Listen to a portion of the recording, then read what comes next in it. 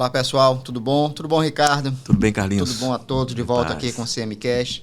Ricardo, você foi um dos primeiros a colocar, se for o primeiro a colocar no blog, é sobre a questão do Frentão, de como ele se formou, o Frentão da Prefeitura com o Arthur Lira e tudo mais. A gente até debateu, no seu blog tem vários posts sobre esse assunto.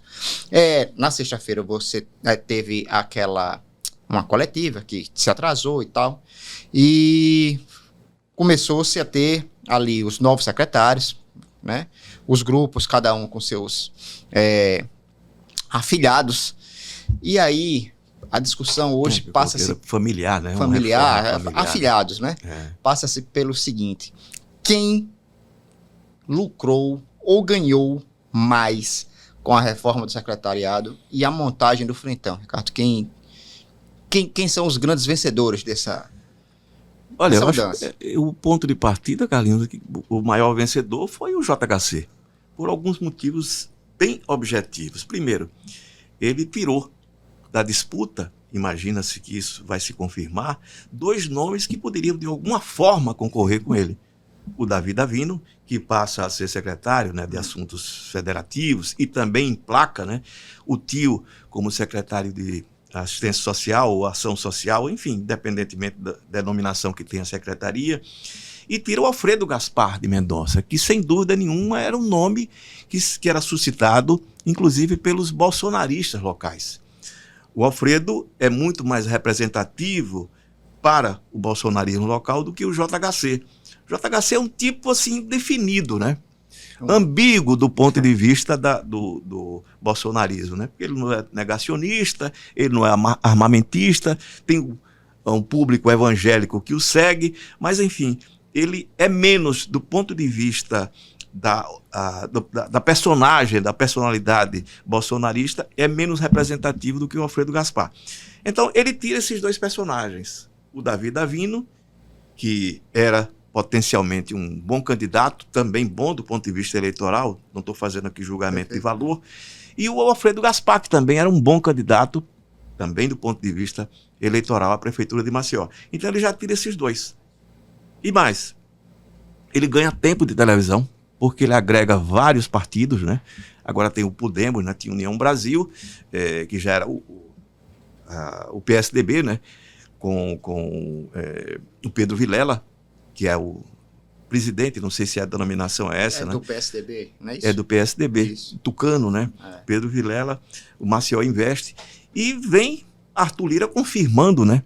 Essa aliança que já vinha da eleição passada, só que com alguns entraves. Eu lembro que houve um determinado momento da campanha eleitoral em que o Arthur e o JHC bateram de frente mesmo. Totalmente. Bateram de frente e foi um momento de crise. Eu lembro que o Rodrigo Cunha, que foi candidato, né, ao governo do estado e perdeu a eleição, ele reclamava da dificuldade que tinha para unir os dois.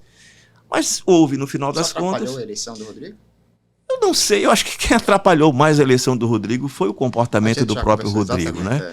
Então, enfim, se agregar culpas e culpados é apenas agregar culpas e culpados, porque o ponto central é a campanha feita pelo Rodrigo Cunha com a performance que ele teve como candidato. Perfeito. Que, aliás, é a continuação do que ele vinha como senador.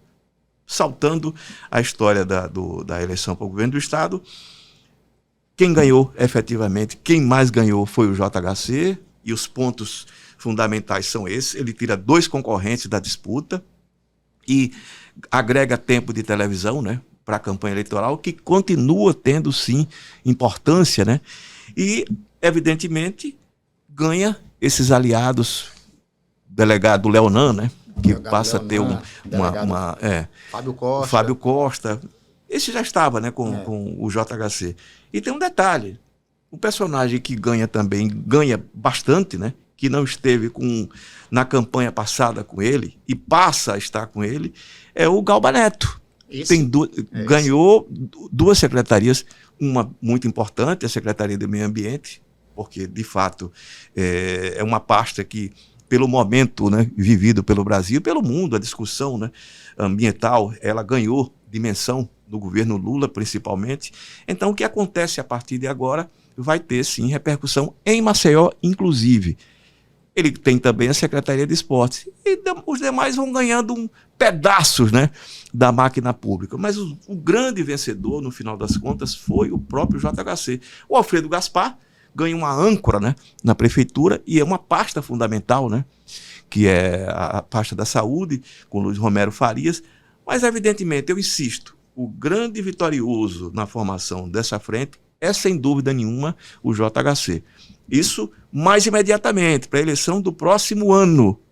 E, obviamente, tem um outro salto, né, eleitoral 2026, porque aí já está mais ou menos delineado uma frente, né, para a disputa eleitoral de 2026. Com a entrada de Geo Pereira na educação, Luiz Romero na saúde, o próprio Davi Davino, o secretariado do JHC ficou melhor?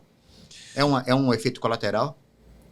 Olha, eu não sei, o secretariado do JHC nunca teve, né, uma dimensão, enfim, que chamasse a atenção, né? A Jó Pereira, talvez, eu imagino, pelo empenho dela e pelo desempenho, né, como deputada estadual, ela pode agregar, sem dúvida nenhuma, qualidade e algumas iniciativas, creio eu, que podem melhorar a educação. Luiz Romero, eu não sei. Luiz Romero foi secretário executivo do Ministério da Saúde, né, no governo Collor. Enfim, é um salto histórico muito grande. Empresário, vivia das empresas dele, ou nas empresas dele, e agora volta para o serviço público. É uma incógnita, eu não sei. A Secretaria de Saúde ela foi ocupada, né, inicialmente por um secretário que tinha alguma experiência, né, tinha sido secretário de saúde do interior, veio para Maceió, tinha um bom desempenho naquele momento, né, da pandemia, e depois saiu. E de lá para cá tem um certo silêncio, digamos assim, sobre a Secretaria de Saúde, mas que vinha fazendo um trabalho, né, cotidiano, né, sem grandes ações ou iniciativas, que vinha fazendo a Secretaria funcionar. Deixa eu fazer uma provocação, Carlos, pois não. se você permite. JC sai da educação e da saúde? Porque parece que ele tinha uma certa influência nas duas partes. Eu acho que ele vai ter sempre alguma influência. Eu não sei se terá tanta influência quanto tinha. Na Secretaria de Saúde, ele tinha um comando, assim como na educação, ele ganhou o comando da educação. Inicialmente era o Rodrigo Cunha, que indicou o Helder Maia, né? Isso. Mas assim, e foi perdendo, né, essa força dentro da secretaria, de forma que o JC é o seguinte, é por gravidade. Se tiver espaço para onde ele penetrar, ele vai penetrar, sem dúvida nenhuma. Eu fico me perguntando se com a Jó Pereira ele vai ter esse espaço que tinha antes na educação. E o próprio Luiz Romero, se ele vai ter esse espaço na saúde. O Alfredo Gaspar, né, evidentemente vai ter algum zelo, imagino eu, para o seu indicado, que é o Luiz Romero Farias, que entra também com o apoio do Arthur Lira, né? Essa história foi muito bem conversada, a gente sabe. Evidentemente, o JC vai ser sempre o pai do JHC. E eles têm uma ligação, nunca romperam, nem acredito que romperão politicamente, mas talvez a influência dele seja reduzida na máquina. Até que ponto o tempo vai dizer. Pois é, então ficamos PL, PP, PSDB, Podemos, União PSDB, Brasil. Né? União Brasil. Um grupo forte, né, de partidos. Então você fica mais ou menos tudo azeitado, e aí eu acho que o maior ponto é que o JHC passa a ter só um adversário. É um adversário que vai ser um candidato do governo que então, ninguém sabe exatamente. Ele isola a terceira via. Com isso, fica difícil a gente pensar que ele possa via, né, perder a reeleição. Né? Mas a terceira via, ela ajuda, né? Ajuda ou atrapalha, né? A outra eleição você teve, né? A terceira via, que era o Davi Davino, né? Dois personagens que não foram ainda contemplados nesse secretariado, pode ser que eles tenham Marques Beltrão e Rodrigo Cunha. Teve problema de comunicação na China, não conseguiu indicar seus secretários. Parece que o celular lá não estava pegando na China, né? Exatamente, é um problema. Esses dois ainda vão ter espaço? Acredito que sim, Carlinhos. Acho que eles vão ser agregados. É engraçado essa história da lei delegada, né? De repente, eu coloquei essa semana no blog, né? Surge o nome do Pedro Vilela para o Maceió Invest, que não tinha sido anunciada inicialmente, e foi porque a lei delegada possibilita a criação dessas novas estruturas. Acredito que também vai contemplar o Marcos Beltrão e o Rodrigo Cunha. Então é isso. Ricardo, acho que a gente deu um bom panorama sobre tudo que aconteceu na secretaria, nessa reforma. Se alguma coisa mais acontecer, a gente volta ao tema. Vamos ver como é que se desenrola o trabalho desses novos secretários e como é que às vezes o grupo, na partida, todo mundo é alegre, feliz, todo mundo de mão dada, mas no caminhar, às vezes você tem umas desgarradas, o governo vai tentar puxar mais alguém. Não é isso? O cotidiano sempre é mais complicado, né? Pois é. É assim num casamento, imagine numa relação que numa não é relação exatamente... política, né? Bom, então eu vou trazer aqui a minha dica cultural para a gente fechar esse bloco. A gente está falando muito dessa questão das fake news, Ricardo. PL das fake news está sendo discutido nesse momento. Uma discussão muito mais histérica do que técnica, infelizmente. Eu acho que ela devia ser mais técnica do que histérica.